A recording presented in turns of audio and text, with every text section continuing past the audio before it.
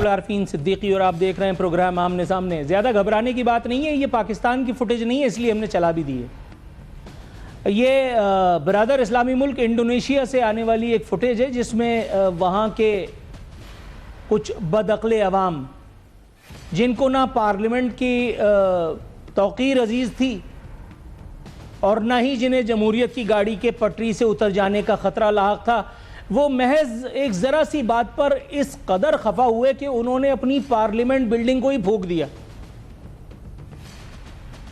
اور وجہ کیا تھی کہ ان کی پارلیمنٹ میں جو ان کا خون پینے والی ناسور تھے، ان کی تنخواہوں اور مراعات میں اضافہ وہاں کی پارلیمنٹ نے فرما دیا تھا۔ اور یہ بات لوگوں کو اتنی بری لگی، انڈونیشیا کے لوگوں کو، کہ انہوں نے احتجاج پر ٹھان لی۔ یہ احتجاج بڑھا اور یہاں تک بڑھا کہ اس احتجاج کا جو ایک فلیئر پوائنٹ ہوتا ہے وہ یہاں تک آیا کہ ایک آدمی کی جان چلی گئی۔ اور جب اس طرح کے معاملات میں کوئی ایک لاش گر جاتی ہے تو آپ کو پتہ ہے کہ وہ نقطہ ابال ثابت ہوتا ہے، اور اس کے بعد یہ آگ کی لپٹیں جو آپ اپنی ٹیلی ویژن اسکرین پر دیکھ رہے ہیں، یہ انڈونیشیا کے عوام کے غم و غصے کا استعارہ بن گئی۔ اس کے بعد کیا ہوا یہ بتانا زیادہ دلچسپ ہوگا۔ اس کے بعد انڈونیشیا کے صدر نے گھٹنے ٹیکتے ہوئے عوامی مراعات کے، وہ جو عوام دشمن مراعات تھیں، ان کے واپسی کا اعلان بھی فرمایا۔ انہوں نے اپنی عوام سے جو ہے وہ اظہار رنج و غم فرماتے ہوئے اور ان سے قابو میں رہنے کی اپیل فرمائی۔ اور اس کے بعد راوی ایک بار پھر گویا چین ہی لکھنے لگا ہوگا، میرا اندازہ ہے۔ یہ وزیر خزانہ کا گھر لوٹ لیا تھا، علاقائی اسمبلیاں، سرکاری عمارتیں نظر آتش فرما دی گئی تھیں۔ پاکستان میں اللہ کا شکر ہے ثم الحمدللہ 2 نفل واجب ہوئے مجھ پر اور آپ پر سب پر کہ اس طرح کی کوئی رسم بد نہ ہے اور اللہ نہ کرے کبھی ہو۔ کہیں جمہوریت کے دسترخوان پہ بیٹھے ہوئے مگرمچھ یہ سوچ کر کے مجھ پر کوئی کیس دھائیں سے داغ دیں کہ میں لوگوں کو اکسا رہا ہوں کہ پارلیمنٹ کو آگ لگا دو۔ ایسی عمارت کو آگ لگانے کی بھی ضرورت نہیں بھائی، میرے خیال سے یہ ماچس کی تیلی کے ساتھ ناانصافی ہے۔ وہ جگہ جہاں بیٹھ کر کے پنجاب اسمبلی میں بھوکے ننگوں کو گال پہ زبردست تماچا مارا گیا، پنجاب اسمبلی میں 500% اضافہ فرما دیا گیا اراکین پارلیمان کی تنخواہوں اور مراعات میں۔ اس کے بعد اس کے نقش قدم پر چلی سندھ اسمبلی۔ سندھ اسمبلی میں تو آپ کو پتہ ہے بھٹو زندہ ہے، لیکن اس بھٹو کی برسی بھی بناتے ہیں ہم۔ 200% اضافہ عوام کے رخسار پر زناٹے دار تھپڑ کی صورت میں ہم نے فرمایا، تاکہ سندھ کے غیور عوام کو بھی یہ میسج جائے کہ آرام سے بیٹھو، ابھی تم نے ہمارے اور کام آنا ہے، ابھی تمہارے یہ انگوٹھے ہمارے اور کام آئیں گے۔ اور اس سے پہلے جو ہوا تھا وہ تو گویا آپ کو پتہ ہی ہے کہ قومی اسمبلی میں بتا کر کے کہ جی ہمارے پارلیمان بہت غریب ہے، بیچارے بھوکے مر رہے ہیں، ان کے بچے جو ہیں وہ مدرسے جا رہے ہیں، او لیول اسکول کا تو منہ دیکھنا ہی کسی کو نصیب نہیں ہوا، صرف 300% اضافہ ہی تو کیا ہے۔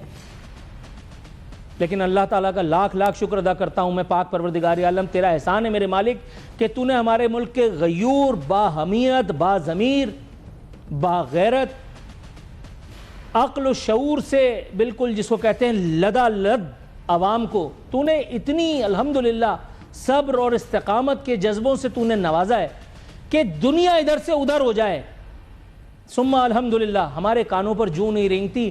ہمیں احتجاج کرنے کا ٹائم کہاں ہے؟ ہمیں کبھی اے ٹی ایم کی لائن میں لگنا ہے، کبھی ہمیں نادرا کی لائن میں لگنا ہے، کبھی ہمیں فادرہ کی لائن میں لگنا ہے، کبھی ہمیں وفاق کو پالنا ہے، کبھی ہمیں جو ہے صوبے کو اپنا خون پلانا ہے۔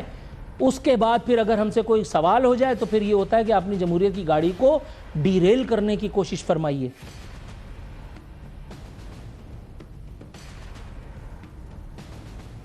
اللہ کا بڑا احسان ہے ثم الحمدللہ کہ اس وقت جب میں آپ سے گفتگو کا شرف حاصل کر رہا ہوں، میں ایک ایسے موضوع پر آپ سے بات کرنے جا رہا ہوں جس پر بات کرنا جوئے شیر لانے کے مترادف ہے. میں بات کر رہا ہوں پاکستان کے سب سے زیادہ نظر انداز کیے گئے صوبے بلوچستان کے بارے میں, اس بلوچستان کے بارے میں جو ہمارا ہے لیکن شاید نہیں بھی. بلوچستان میں بی این پی کے جلسے میں جو خودکش حملہ ہوا, اس کے بعد جو حالات تھے وہ سب آپ کے سامنے اختصار کے ساتھ بتا کر پھر اپنے مہمان کی طرف جاؤں گا جن کا تعلق خود صوبہ بلوچستان سے ہے, جو اس سے پہلے مجھے بلوچستان کے حالات کے بارے میں آگاہ بھی فرما چکے ہیں. اور آج ہم آن ایئر ان سے پوچھیں گے کہ بلوچستان کے ایک شہری اور ایک سابق رکن پارلیمان کی حیثیت سے انہوں نے بلوچستان کے حالات کو کیسا پایا ہے. بلوچستان میں آئے دن سیکیورٹی فورسز پر ہونے والے جو حملے ہیں, اب علیحدگی پسندوں, شورش پسندوں کی ہمت یہاں تک بڑھ گئی ہے کہ اب وہ باقاعدہ ہمارے جوانوں, ہمارے محافظوں, ہمارے فوج کے دستوں پر حملوں کی صفاقانہ ویڈیوز جاری کرتے ہیں, اور وہ بھی انٹرنیٹ پر, سوشل میڈیا پر. حالات یہاں تک ہو چکے ہیں کہ اب بی این پی اسے ایک حملے کو جواز بنا کر کے اور ایک ٹویٹ بھی فرما دیا ہے چادر والی سرکار نے, جن کا میں کچھ خاص مداح تو نہیں ہوں, لیکن اس ٹویٹ میں انہوں نے جو کچھ بھی کہا میں اس کے بارے میں بات نہیں کرنا چاہتا. یہ قومی مفاد, ریاستی اصولوں کے بھی خلاف ہے, اس لیے میں اس کا کوئی ذکر نہیں کروں گا. لیکن میں بات ضرور کروں گا ہمارے وزیر داخلہ محسن نقوی صاحب کے بارے میں, کہ جنہوں نے کہا تھا کہ بلوچستان میں اتنا کوئی مسئلہ نہیں ہے, ایک ایس ایچ او کی مار ہے. وہ ایس ایچ او میرے خیال ہے محسن نقوی صاحب کو بھی دستیاب نہیں ہو سکا. اللہ سے دعا ہے کہ انہیں وہ ایس ایچ او مل جائے مستنڈا, تاکہ اس کو بھیج کر کے بلوچستان میں بالکل جنت کا سا ماحول ہو جائے. ساتھ ہی ساتھ وہاں کے جو وزیر اعلیٰ ہیں ان کی انورٹڈ کاماز میں کاوشوں اور کوششوں کا ذکر کرنا بالکل قرین قیاس ہے, کیونکہ انہوں نے ابھی حالیہ دنوں میں ایک بیان جاری فرمایا. انہوں نے کہا میں اقرار کرتا ہوں کہ بلوچستان میں حالات جو ہیں وہ خراب ہیں. گویا اگر آپ اقرار نہیں کرتے تو کیا میں اللہ مارا یہ سمجھنے سے قاصر تھا کہ آپ بھی دیگر لوگوں کی طرح دیہڑی لگا رہے ہیں؟ سب گندہ ہے, سب گندہ ہے, پر دھندہ ہے یہ. پاکستان کا اتنا بڑا صوبہ, ہم صرف یہ کہہ کر کے اپنی جان چھڑا لیتے ہیں کہ وہاں بلوچستان میں انڈیا اپنی رقم, اپنے علیحدگی پسندوں کو وہاں ان کر کے اور ہمارے ہاتھ سے صورتحال کو کھینچنے کی کوشش کر رہا ہے. لیکن ہم یہاں بیٹھے ہوئے کیا کر رہے ہیں؟ میرے ساتھ موجود ہیں قادر خان مندوخیل صاحب, تعلق ہے پاکستان پیپلز پارٹی سے. قادر خان مندوخیل صاحب, سر پروگرام میں شرکت کا خطرہ مول لینے پر میں آپ کو نذرانہ عقیدت پیش کرتا ہوں. حضور والا, ایک سابق رکن پارلیمنٹ کی حیثیت سے میں آپ سے بات نہیں کرنا چاہتا, میں آپ سے بلوچستان کے ایک شہری کی حیثیت سے, پاکستان کے ایک دردمند دل رکھنے والے ایک شہری کی حیثیت سے آپ سے یہ سوال کرتا ہوں. حضور والا, ذرا وہ واقعہ بتائیے کہ جب آپ اپنی فیملی کے ساتھ بلوچستان میں اپنے آبائی گھر, اپنے آبائی واٹ ایور سے کراچی کو آنے کی کوشش کر رہے تھے, تو راستے میں جو آپ نے نقشہ کھینچا, میں چاہتا ہوں آپ کی زبانی ہمارے لوگ سنیں. بہت شکریہ نور الفین صاحب. سب سے پہلے آپ کا جملہ آپ کے پروگرام میں خطرہ مولنے کا, بالکل میں ایسی خطروں سے چلتا آ رہا ہوں, اور خطرہ بالکل آپ کو پروگرام ہے, اس میں کوئی شک نہیں ہے. لیکن جہاں آپ خطروں سے ٹکراتے ہو, اسی طرح میں بھی ساتھ میں یہ رسک لیتا ہوں ہمیشہ کی طرح. دیکھیے, سوال یہ کہ سب سے پہلی بات تو یہ کہ بلوچستان میں جہاں ہر حکومت آتے ہیں مراد دیتے ہیں, بلوچستان پیکیج دی ہے پچھلی مرتبہ پیپلز پارٹی کی حکومت میں, اور یا اس سے پہلے ایک چیز ہو رہی, کیا بات ہے کہ ایک بھائی جو ہے نا وہ حکومت میں ہوتا ہے تو دوسرا بھائی دہشت گردوں کا سربراہ ہوتا ہے. ایک سردار جو ہے نا وہ حکومت کا M N A M P A senator ہوتا ہے, اور دوسرا بھائی دہشت گردوں کا ہوتا ہے.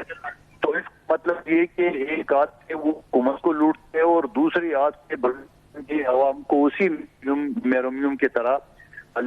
آپ دیکھ رہے کہ زمانے سے بلوچستان میں اللہ گورنر یہ سب آئے, ایک موٹر وے تو دور کی بات ہے, ایک پکی سڑک نہیں ہے.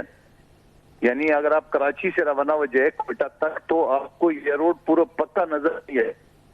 سارا سال, ساری زندگی پچھلی کم از کم 40-50 سال سے میں اس روڈ پہ آتا جاتا ہوں, یہ روڈ کبھی ہر جگہ کوئی ادھر بن رہا ہے کوئی ادھر بن رہا ہے کمپلیٹ روڈ مجھے کبھی نصیب نہیں ہوا. سونے پہ سوگا یہ ہے کہ ہمارے محترم وزیر اعظم صاحب نے پچھلی حکومت میں جب پی ڈی ایم کے یہ وزیر اعظم تھے تو انہوں نے اسی روڈ کا افتتاح کیا ہے اور 2 سال کا ٹائم دیا ہے کہ 2 سال کے اندر اس کو مکمل ہونا چاہیے. مکمل تو دور کی بات ہے کہ اس سال 3 سال گزرنے کے بعد پیٹرول کی مد میں جو 700 ارب سر میں بہت ہی دردمندی کے ساتھ آپ سے بہت ہی انکساری اور عاجزی کے ساتھ یہ دردمندانہ اپیل فرماتا ہوں حضور والا انفراسٹرکچر ڈیولپمنٹ سے آگے بڑھ کر کے اگر ہم بلوچستان کے حالات پہ فوکس کریں تو جو میں نے سما باندھا ہے حضور کیا میں نے جھوٹ کہا ہے یا بلوچستان کے حالات کو آپ نے بلوچستان کے شہری کی حیثیت سے خراب نہیں بدترین پایا ہے؟ دیکھیے بدترین تو چھوٹا لفظ ہے نور الفین صاحب. آپ نے درست فرمایا کہ میں عید پہ اپنی آبائی علاقے زوب گیا اور واپسی پہ جب فیملی کے ساتھ آ رہا تھا تو مستم کے سائڈ پہ یہاں مجھے 3 گاڑیاں ایک طرف جلی ہوئی اور دوسری طرف جو ٹرالر تھا اس کے ٹائر برسٹ ہوتے ہوئے نظر آئے اور یقیناً میں خوفزدہ ہو گیا. بچے میرے ساتھ تھے, فیملی تھی, لیڈیز تھی, تو آگے ہماری دوسری گاڑی آ رہی تھی تو اس کو فون کر لے, اس کو روک لے کہ بھائی واپس ٹرن کرتے ہیں, لیکن وہ آگے نکل چکے تھے, کچھ نہیں ہے. تو سوال یہ کہ شہر میں کوئی ہنگامہ نہیں تھا, کوئی ریڈی والا اپنا سامان بیچ رہا تھا, دکان والا اپنے طور پہ کر رہا تھا, سائیکل والا اپنے طور پہ جا رہا تھے, مگر گاڑیاں جلتی بھی نظر آ رہی, تو تازہ آگ لگا ہوا تھا اس میں. تو سوال یہ کہ ان ساری چیزوں کا ذمہ دار کون ہے؟ اگر حکومت ذمہ دار ہے تو حکومت اس کو کنٹرول کرنے میں کامیاب کیوں نہیں ہو رہے ہیں؟ اگر جو کہ 1500 دہشت گرد ہے اس صوبے میں تو 1500 دہشت گرد کو شکست دینے کے لیے پاکستان کی سب سے بڑی جو فوج ہے, پاکستان کے سب سے بڑے ادارے ہیں, وہ اس کو کیوں لگام نہیں دے سکتے ہیں؟ اور یقیناً ابھی کل پرسوں جو مچ میں 70 دہشت گردوں کو ڈرون کے ذریعے مارا گیا, ایک قدم ہمیں نظر آ رہا ہے, اقدام نظر آ رہا ہے. لیکن سوال یہ میں دوبارہ گھوم پھر کے اس طرف آتا ہوں کہ بلوچستان میں ایک سردار حکومت وزیر اعلیٰ ہوتا ہے تو دوسرا بھائی ہو اس کا دہشت گرد سربراہ ہو, چاہے بیلیے ہو, چاہے بریگیڈ ہو, چاہے کوئی ہو. یہ ساری صورتحال کو لے کے آخر بلوچستان کے عوام کو جو اتنے محروم رکھا ہر تعلیم سے, ہر چیز سے, تو آخر ان کا قصور کیا ہے؟ سر لیکن میں آپ سے یہ پوچھنے کا گناہگار ہونا چاہتا ہوں کہ بلوچستان کے عوام کو جو ان کے بنیادی حقوق انسانی سے محروم رکھا, کیا وہ ریاست نے رکھا آپ کے خیال میں, یا وہ وہاں کے لوکل سرداروں کا بھی اس میں کوئی کنٹریبیوشن تھا؟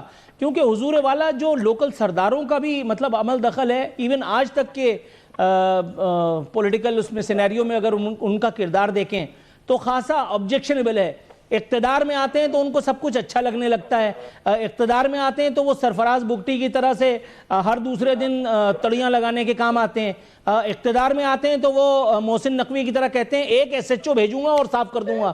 لیکن جب ان کے پاس سے وہ بلٹ پروف بم پروف گاڑی چھن جاتی ہے, جب ان کے پاس سے وہ اسکاٹ کی سہولت چھن جاتی ہے, تب ان کو پتہ چلتا ہے کہ گراؤنڈ ریئلٹی بالکل کچھ اور تھی.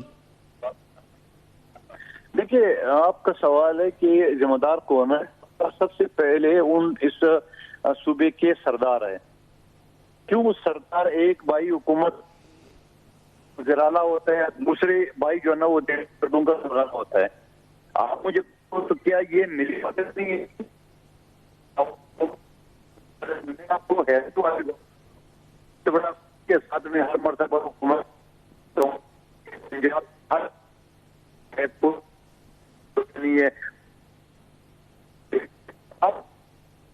قادر خان مندوخیل صاحب, اگر آپ ٹریول نہیں کر رہے ہیں حضور تو آپ کی آواز, میں بتاؤں آپ کی آواز جو ہے وہ صحیح سے سنائی مجھے نہیں دے رہی ہے. اگر آپ کہیں کسی ایک طرف.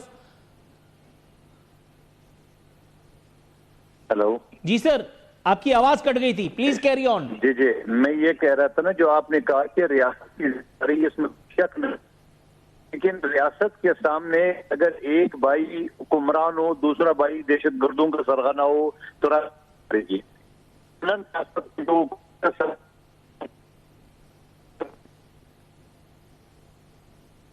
انفارچونیٹلی ہم قادر خان مندوخیل صاحب سے گفتگو کرتے ہوئے ان کی آواز کو سمجھنے سے قاصر ہیں. قادر خان مندوخیل صاحب, سر ایک اور ٹرائی اگر کر لیں آپ، تاکہ آپ سے آخری سوال کم از کم میں یہ پوچھ کر کے اور پھر سیگمنٹ کو وائنڈ اپ کروں. آپ کا یہ جواب تو کائنڈ آف مجھے سمجھ میں آ گیا. آپ نے دونوں طرف کہا کہ 50-50 کائنڈ آف کہا جا سکتا ہے. آپ مجھے سن سکتے ہیں حضور؟ پہلے تو یہ فرما دیجئے. میرا خیال ہے قادر خان مندوخیل صاحب کہیں شاید سفر کر رہے ہیں، جس کی وجہ سے ان کی آواز ہمیں صحیح طور سے سنائی نہیں دے رہی. لیکن جو کچھ بھی سنائی دیا ہے میرا خیال ہے وہ اتنا یہ سب سمجھانے کے لیے کافی ہے کہ معاملات کو امپرووائز کرنے کی بے تحاشا ضرورت ہے. صوبے میں سب کچھ اچھا نہیں ہے. ہر بار کوئی نہ کوئی بڑی واردات، کوئی نہ کوئی بڑا واقعہ ہونے کے بعد ریاستی ذمہ داران کا، صوبے کے عمائدین کا، وزراء کا، وزیر اعلیٰ کا محض یہ کہہ دینا کہ اب سب کچھ ہم ٹھیک کر دیں گے. یہ پاکستان میں ہم 78 سالوں سے یہ exercise through out the country دیکھتے چلے آ رہے ہیں. سندھ، پنجاب، بلوچستان، KPK، کہیں پہ بھی کچھ ہو تو ہمیں یہی سب سنائی دیتا ہے. دہشت گردوں سے آہنی ہاتھوں سے نپٹیں گے، ان کے بچے کھا جائیں گے، ان کے پوتوں کو تل کر کے اور کتوں کو کھلا دیں گے. یہ سب باتیں ہم نے بہت سنی ہیں، لیکن حقیقت میں جب ہم گراؤنڈ پہ دیکھتے ہیں تو شاید سچویشن اتنی بہتر نہیں ہے جتنی ہونا چاہیے. اس کے لیے شاید جو میں ابھی تک سمجھ پایا ہوں میرے مہمان سے میری گفتگو کی روشنی میں، کہ شاید سیریسنس کا مزید کچھ مظاہرہ کرنا ابھی باقی ہے. یہ ایک SHO کو بھیجوں گا اور سب صحیح ہو جائے گا، اور صرف یہ اعتراف جرم کر لینا کہ بلوچستان میں میری وزارت اعلیٰ کے ہوتے ہوئے بھی حالات ٹھیک نہیں ہیں، یہ اعلیٰ ظرفی کا مظاہرہ تو ہرگز نہیں ہے حضور. کیونکہ جتنا بڑا ڈاکہ ریاستی خزانے پر آپ لوگوں کو، آپ سمجھ رہے ہوں گے، آپ کے مطلب رکھے جانے پر پل رہا ہے، ڈل رہا ہے. میرا خیال ہے کہ وہ اتنی خطیر رقم ہے جس سے کئی گاؤں میں پانی آ سکتا ہے، کئی بچوں کو اسکول اور کالج کی سہولت مل سکتی ہے. لیکن اس کے باوجود پرائرٹی ریاست کی، ریاستی اداروں کی اور جمہوریت کے چاچے ماموں کی پانی پہنچانا یا علم کی دولت کو اس سے مالا مال کرنا نہیں ہے. پرائرٹی اس کی آپ کی گاڑیوں کو بم پروف کروانا ہے. ناظرین، یہاں وقت ہوا ایک مستقل ایک چھوٹے سے کمرشل بریک کا. بریک سے واپس آتے ہیں تو کچھ اور موضوعات ہیں جن کا احاطہ کریں گے. ویلکم بیک ناظرین. اب بات کر لیتے ہیں اس ایک واقعے کی جو کسی طور بھی خبر میرے لیے تو نہیں ہے، لیکن بہرحال رسم ہے اس لیے بات کرنا ضروری ہے. آج راولپنڈی میں ہینڈسم کے متوالوں نے، ان کی آزادی کے تمنائیوں نے، انصافی کارکنان نے اپنی خجالت مٹانے کے لیے ایک الگ ہی راستہ ڈھونڈا، اور وہ راستہ تھا حضرت سابق وزیر اعظم ہینڈسم 75 سالہ عمران خان. ان کی آپا محترمہ جن کے پاس جادو کی سلائی مشین تھی، اور اس علاماری سلائی مشین کی برکت کرامت سے وہ اربوں پتی ہوئیں، کھربوں پتی ہوئیں، اور اس کے بعد ان کی وہ کمائی بہت سارے جید منصفوں نے اس زمانے میں حلال اور جائز بھی ٹھہرا دی. بھائی وہ اس کا کچھ ہے تو لگا دو یار. تو آپا محترمہ جو ہیں وہ درشن دینے کھڑی ہوئی تھیں، اپنے بھائی صاحب کے بارے میں کچھ بات کرنا چاہ رہی ہوں گی، یا شاید کرنا شروع کر دیا تھا. لیکن وہ ایک ان پلیزنٹ سا ایپیسوڈ جو حالیہ دنوں میں دیکھنے میں آیا، جس میں خود بتایا گیا ہے کہ کچھ اپنوں کی مدد سے محترمہ علیمہ خان صاحبہ پر وہ انڈا دے مارا گیا. یقیناً ایک قابل افسوس بلکہ انتہائی جاہلانہ عمل تھا، جس کی ہر ذی شعور آدمی کو، چاہے وہ تحریک انصاف سے ہو یا نہ ہو، اس کو مذمت کرنی چاہیے. سو میں بھی کر رہا ہوں. لیکن اس مذمت کی آڑ میں یہ جو آج صحافیوں کی مرمت فرمائی گئی ہے، میرا اپنا خیال یہ، آئی مے بی کمپلیٹلی رانگ، کہ یہ ایک کار جہل بھی جسٹیفائیڈ تو کسی طور بھی نہیں ہے.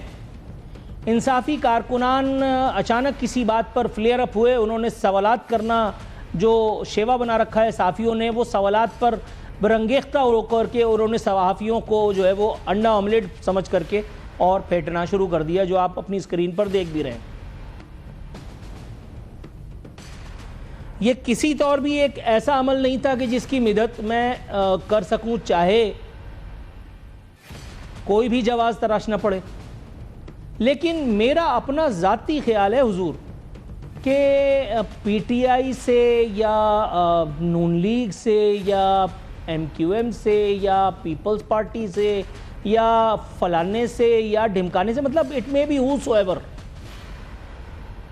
آپ سوال پوچھیں اور اس کے بعد دیکھیے کہ پھر کیا ہوتا ہے. اسی بات کی آڑ لے کر کے آج میں جو خبر, سنسنی خیز خبر آپ سے شیئر کرنا چاہتا ہوں, اور آپ یہ دیکھیے کس طرح سے خوبصورتی سے میں نے اس بات کو لا کر کے اور یہاں جوڑنا ہے کہ آپ بھی کہیں گے کہ پکڑ تو نہیں ہوئی. یہ آپ دیکھ رہے ہیں کہ ماشاءاللہ علیمہ خاتون صاحبہ وہ اپنے سر پر ہاتھ مار کر کے اور تعصب کا اظہار کرتی دکھائی دے رہی ہیں, لیکن یہ بے درد, سنگدل اور کٹھور کارکنان جن کو کسی بھی حالت میں ہینڈسم کو اس ملک کے پردھان کے طور پر دوبارہ دیکھنا ہے, وہ اپنی سی صحیح کر کے ہی رہے. اور انہوں نے جو کچھ کیا اس پر اب جو صحافیوں نے کیا اس کے بارے میں بھی بات کرنا بنتی ہی ہے کہ صحافی ایک زیادہ زیادہ بیچارہ کیا کر سکتا ہے. اس نے بائیکاٹ کر دیا اس تقریب کا اور اس کے بعد راوی چینی چین لکھنے لگا.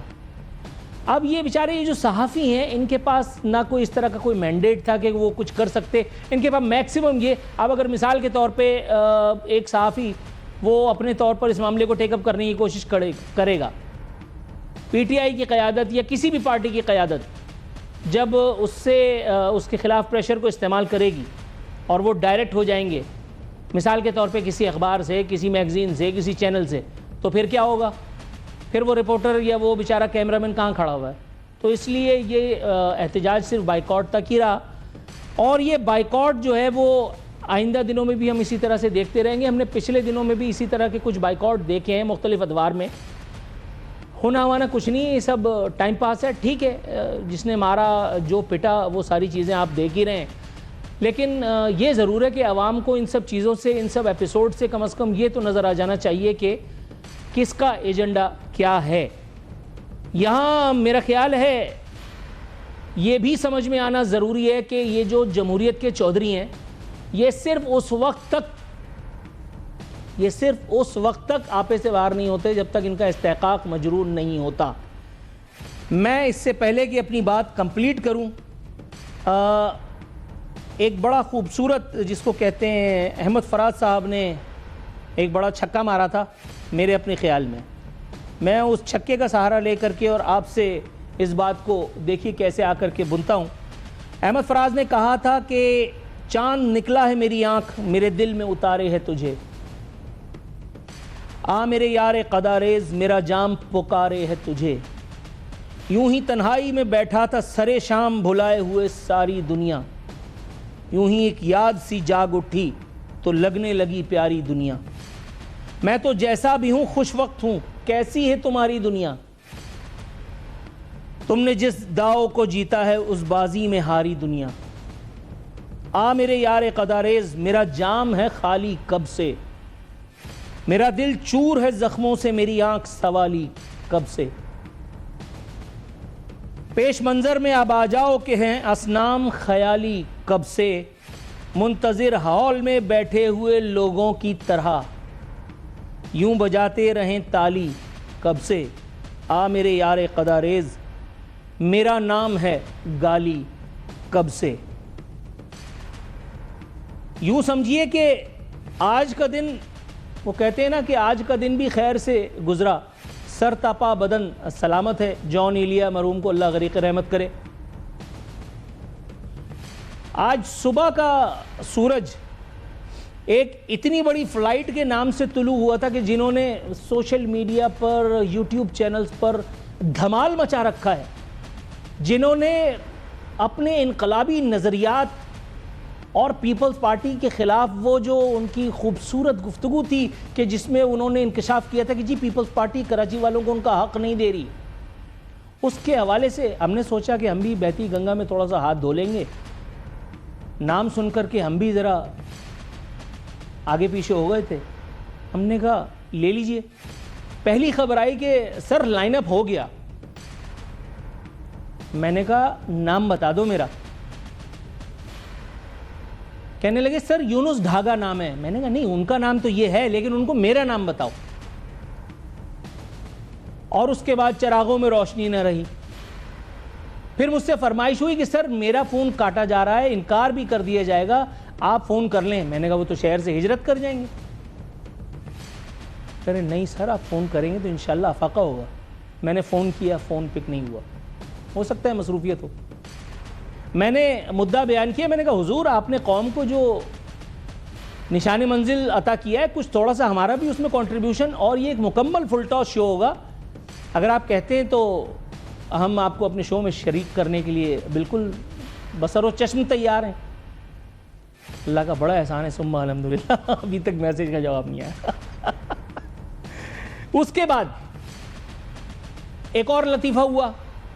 وہ آدمی جس کو میں نے یہاں اس اسٹوڈیو میں بیٹھ کر کے ان کے والد صاحب کے انتقال کے بعد for the very first time screen offer کی تھی, جو اس وقت وزیر اعظم کے مشیر ہیں, adviser to the P M, اس ملک کے وزیر اعظم کے مشیر, جو مس کال پر دوڑے چلے آتے تھے, رانا احسان صاحب, انہوں نے ڈن کر دیا ہمارے پروڈیوسر کو. انہوں نے کہا میں آ رہا ہوں. تھوڑی دیر کے بعد فون آیا, پروگرام کا نام بتائیے. نام بتایا, ہوسٹ کا نام گول کر کے فون بند بھی کر دیا گیا. پھر دوبارہ فون آیا, ہوسٹ کا نام تو بتایا نہیں. ہوسٹ کا نام بتایا تو ان کو یاد آیا, او میری نانی اماں بلا رہی ہیں. چلو ٹھیک ہے. 2 خوبصورت ایپیسوڈز ابھی اور ہونی باقی تھیں. پھر مجھے نام دیا گیا کہ شوکت بسرا صاحب کو ٹرائی کیا. اب میری ہنسی نہیں رک رہی. میں نے کہا شوکت بسرا, گڈ. پھر کیا ہوا؟ کہنے لگے سر ڈن کر دیا. اس کے بعد فون آیا, اینکر کا نام بتاؤ. اینکر کا نام بتایا, کہنے لگے او ہو میں نے تو فلاں آیا کو ٹائم دے دیا تھا. اس کے بعد جو ہوا وہ بہت قوی الجثہ تھا. فواد دا گریٹ چودھری, جن سے کھیلنے میں مجھے کبھی کوئی تعامل نہیں ہوا, یہاں تک کہ وہ انفارمیشن منسٹر تھے, میں نے تب بھی ان کے ساتھ وہ کیا جو آپ سمجھ لیجئے. ہاں یار 2 منٹ تو رک جاؤ بھائی, ابھی تو سما باندھنا ہی شروع کیا تھا, تمہیں موت پڑنے لگی. بہرحال فواد چودھری صاحب نے بھی ڈن کیا, لیکن ڈن کرتے ہی ان کو یاد آیا کہ اینکر کا نام پوچھا جائے.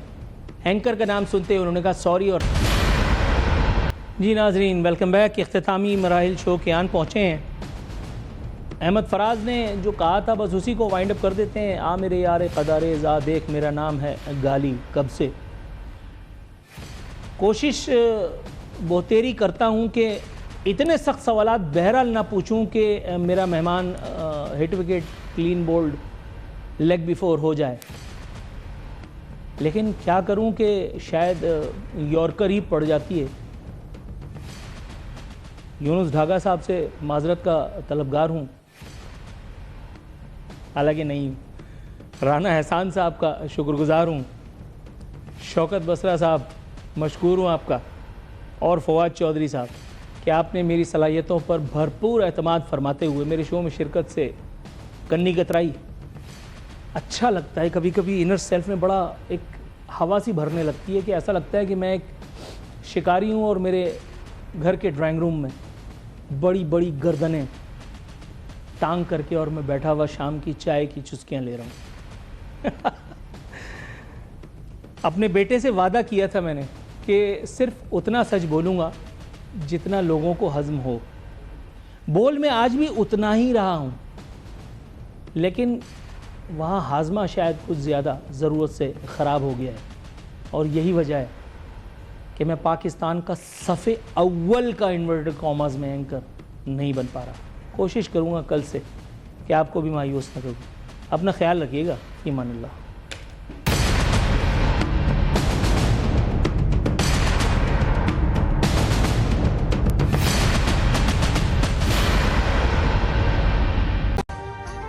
ابھی سبسکرائب کریں تاکہ کوئی خبر رہ نہ جائے.